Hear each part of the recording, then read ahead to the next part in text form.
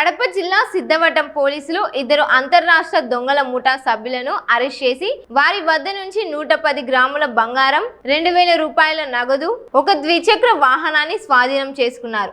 బుధవారం పోలీస్ స్టేషన్లో ఏర్పాటు చేసిన మీడియా సమావేశంలో ఏఎస్పీ మనోజ్ హెగ్డే వివరాలు వెల్లడించారు. అరెస్ట్ అయిన వారిని తిరుచిరాపల్లికి చెందిన వెంకటేష్ బాలమురుగన్, రామనాథపురం జిల్లాకు చెందిన ముత్తు రామలింగంగా గుర్తించినట్లు తెలిపారు.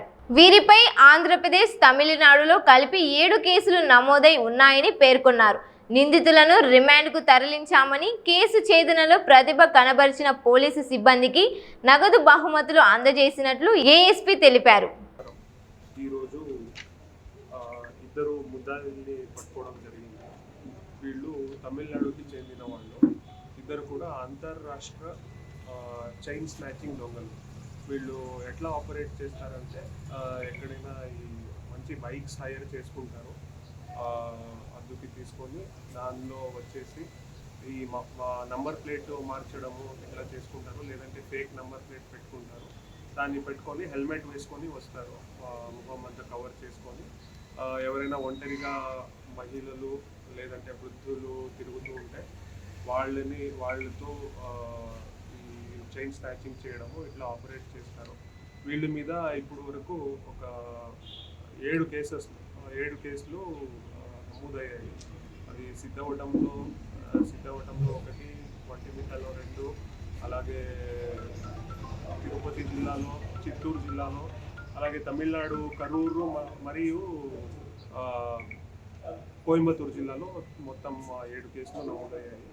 అలాగే మేము స్వాధీనపరుచుకున్న బంగారాలు విలువ వచ్చేసి ఒక 11 తులాలు, అంటే 110 గ్రామ్స్ బంగారాలు, ఒక KTM బైకు, అలాగే 2000 క్యాషు, మొత్తం అంతా కలిసి ఒక 20 లక్షల విలువ ఉంది. ఈ అంతా ఆపరేషన్లో మన ఒంటిమిట్ట సిఐ వెంకటేశ్వర్లు గారు, అలాగే సిద్ధవటం ఎస్ఐ హారిక, ఒంటిమిట్ట ఎస్ఐ శ్రీనివాసులు, అలాగే మన సిసిఎస్ టీము, అలాగే సిసిఎస్ ఎస్ఐ గారు కూడా ఉన్నారు ఇక్కడ.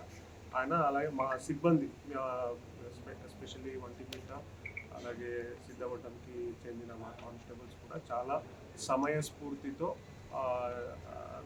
చాలా ప్రెజెన్స్ ఆఫ్ మైండ్తో పనిచేశారు. అట్లా పని చేసినందున వల్ల వీళ్ళని పట్టుకోవడానికి సాధ్యమైంది. సో వాళ్ళకి కూడా మా ఎస్పీ గారు కంగ్రాచ్యులేట్ చేశారు అండ్ మంచి పనిని అప్రిషియేట్ చేశారు.